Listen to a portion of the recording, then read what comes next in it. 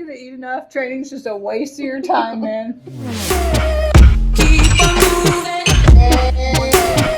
Do the drums now. Do the ending. On the ocean.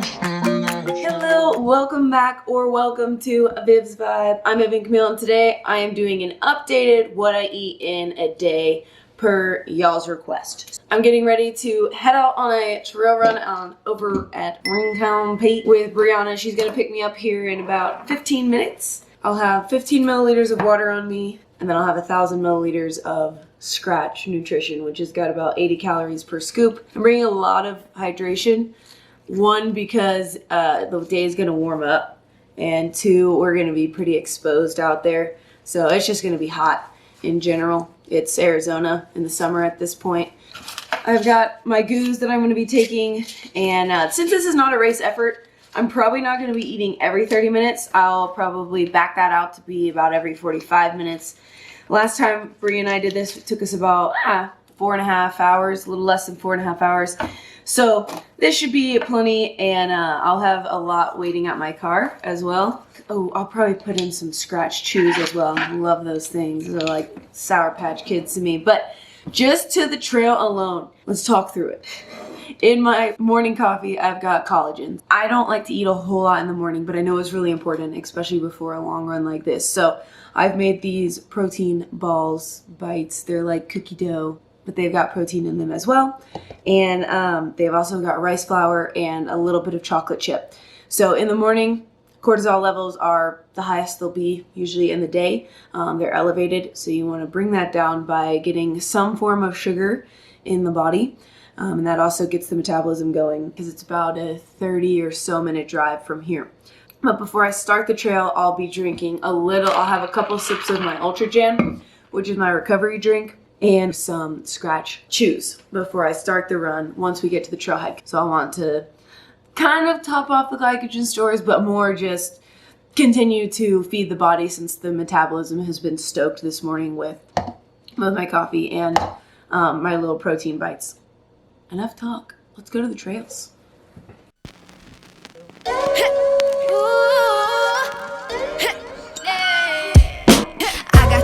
I'm a true collectible. Famous, so famous, number one, desirable. I do what I want, when I want, and how I want it. Leave you with the one in the air, that's how I roll. I got tons of soul, I'm a true collectible. Famous, so famous, number one, desirable. I do what I want, when I want, and how I want it. Leave you with the one in the air, that's how I roll. I got change to throw, I don't care about no gold. Better, so much better, flipping, incredible. Always on the show, so they know that I still got it. And I We're never about 20 feel minutes sorry, in. We're hungry. I'm feeling weirdly shaky and weak. So, food. Food is the answer.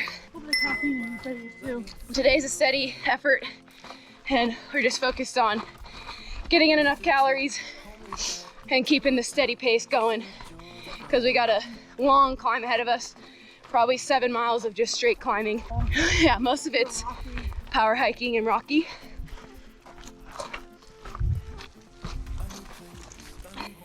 Bri and I train with nutrition every day, especially long run days. Like, we are pounding the calories, and what that does is it gives us this baseline. So we know today when we're feeling a little weaker, because she ran a lot yesterday. I did 8, but we know what our baseline is. We're familiar with that, so we can more accurately listen to the body and assess what it needs. I feel like the more you train with nutrition, just the better you are in general. When your body's trained consistently, it knows we're starting to run. I did basically what I do before every run in the morning. Eat a little again at the trailhead. It's a long run. And we've started going, my body's like, we need food. So it's dialed in, it's adapted, it's ready to ingest food, because it's done it time and time again. I brought enough for me to have 500 calories an hour if I need it, which I might. Not only is it important to train with nutrition on the run. But Brianna's running Broken Arrow this year.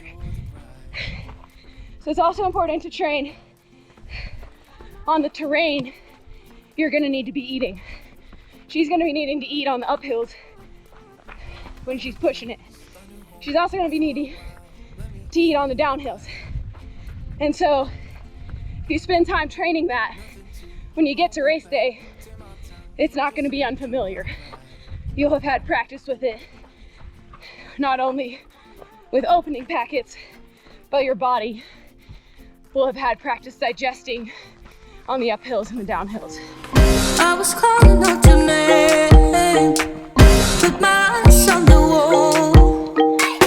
You were running like a ghost from me. You were running from it all. You got me waiting, I'm on fire. You got me waiting, my desire. Keep on moving to the purpose now, to the ending of the ocean. We're just about to start our the steepest climb here at the end. We're at 3,731 feet, and we've got at least 1,000 more to climb in the last, not even a mile really, like less than a mile. What's the grade you think? 40%? Hurry? This last half mile average is 25% grade according to Strava, but that's the first part of it. The real steep part is like going upwards of 50%. Woo! It's pretty killer. Feeling well. I think I've gone through 4 or 5 packets of gel, and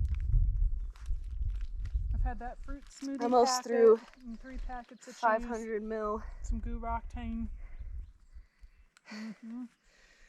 Okay, let's do this. We have to run 48-minute miles. Let's do this. Let's get the crown on this segment. We'll see if we can do it. Keep on moving to the purpose now, to the ending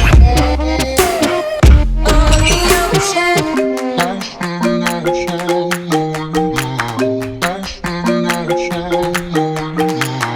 You've been playing my mind lately, turn it around. Once I thought you were mine, baby, we're safe and sound. To the ending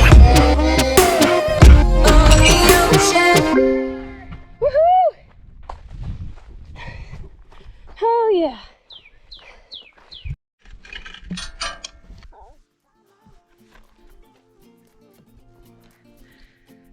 It's in color.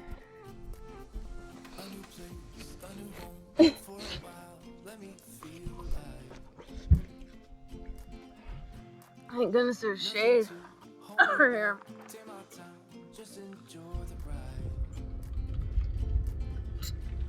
Oh. The rest of the day. Rest of the day. Sleeping. Now that I ate one, my body is suddenly like, whoa, we need food.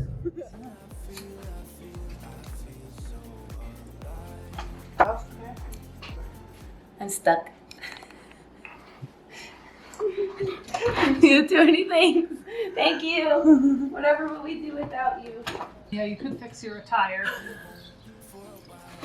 Every time we eat is an important time to eat, but especially after we run, Yeah. because we Also- need to recover our bodies. Like, just because we ran 15 Yeah. miles with a lot of vert up a mountain, like, it's not like we deserve this food. We deserve food All the even time. when we don't run up a Even on mountain. our rest days, yeah. On our rest days, we Even deserve when we food. do nothing. Because, yeah, the body's still metabolizing, the body's still burning calories, especially on our rest days. It's like absorbing all of the training we've done. So you've got to feed it on your rest day too. And This sometimes isn't- you might even find that you're more hungry on your rest day than you are like on your long run day, because all that running can suppress your appetite. And then if you end up accidentally maybe not fueling as much as you should on that long run day, then that can leave you even hungrier on your rest day. So people need to realize that they also need to eat on their rest days too. Basically, eat all the time. Eat all the time. Eating is awesome. Food is awesome. Eat often. That's what this sport is all about. Eating. Totally. We are in the habit of bragging about how much we eat. Yeah. Which is, I think, a good... That's what we brag about. We don't brag about our PRs. We just brag about how much we eat. Which is a really good thing, and I think it's a bit countercultural to what has been the precedence in like women's running, elite running for sure. And yeah, maybe I could afford to lose a couple pounds, but no, for me, no. I'm proud of my reserves that I have, you know? Yeah, and I mean, in the past, I have tried to manipulate my body, and I can tell you what, maybe I can starve myself enough to lose like 10 pounds, and then I can't run.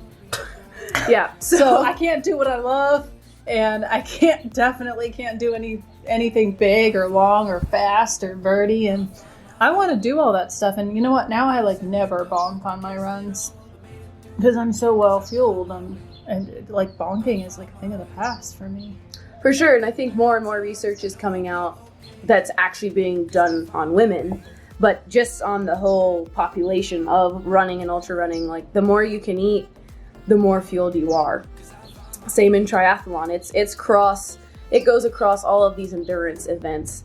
It's pretty much an eating contest. I think you can't eat too much. Honestly, that's pretty much what I. Yeah. So, as long as you can keep it down the hatch. I don't think either of us count calories either. No, only occasionally to make sure I'm getting enough. The only time I count calories is when I'm going for a long run. And I'm prepping my food, and I'm like, well, I think this run is going to take me like 4 or 5 hours, and I need to have like 300, 400 calories an hour on me. Mm-hmm. That's really the only time I calculate calories. Pretty much. Is to make sure I'm taking enough food on my long run. You know, I feel like most of the time my body kind of knows what it wants. Like on that car ride, we both wanted salty chips. I know that now, like, so I pack them until we eat salty chips, because that's what we needed. Yeah. And maybe we could have done like salted cucumbers if we wanted to be really healthy, but like, hey, look, we need calories, man. I'm not that. We ate half a watermelon. Yeah, like I feel like as long as we get a well-rounded meals in with lots of veggies and stuff, it's fine to eat that pint of ice cream and all the chips.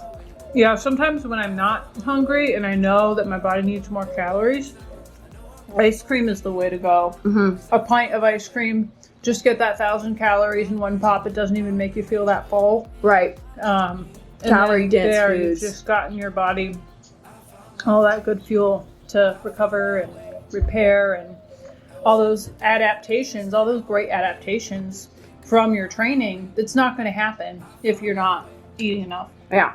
You're not going to get those adaptations, so you might as well not even train. Yeah, sure. That seems a little aggressive, but I like it. If you're not going to eat enough, training's just a waste of your time, man. Yeah, there's no room for eating a very little in this community that we have created here in Tucson. If you want to make your body look like tiny and skinny, ultra running's not the sport for you. Heck no. This is not it. This is not the sport. Go sport. a different route. Maybe try HIIT training or something, because this is not it. Like, after a run like this, I had a lot of scratch, so there's a lot of sodium in that too.